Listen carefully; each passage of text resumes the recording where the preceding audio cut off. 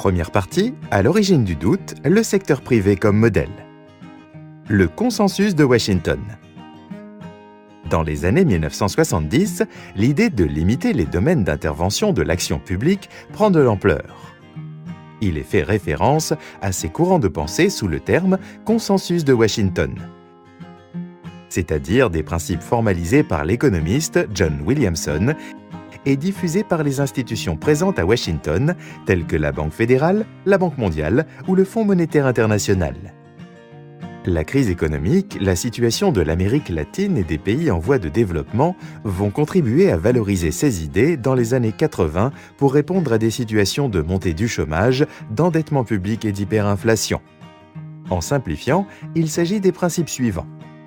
Discipline budgétaire, réorientation de la dépense publique, réforme fiscale, libéralisation financière, adoption d'un taux de change unique et compétitif, libéralisation des échanges, élimination des barrières à l'investissement direct étranger, privatisation des entreprises publiques, dérégulation des marchés pour assurer l'élimination des barrières à l'entrée et à la sortie, sécurité des droits de propriété.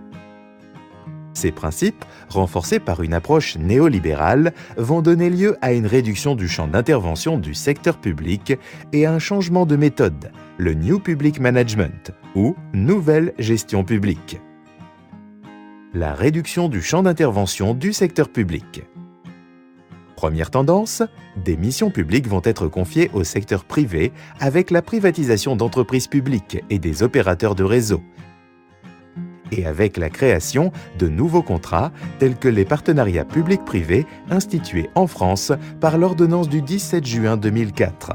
Ce mouvement est soutenu par l'idée que le secteur privé est meilleur, plus réactif, mieux organisé, plus à l'écoute des clients ou usagers, moins cher, etc. Un changement d'approche, la nouvelle gestion publique. Seconde tendance. Il va être recommandé que le secteur public adopte les qualités de gestion du privé.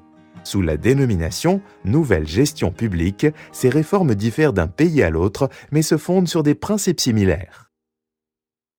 Séparation de la prise de décision stratégique qui relève du politique et de la gestion opérationnelle confiée à l'administration via notamment une contractualisation des objectifs à atteindre, des indicateurs de performance.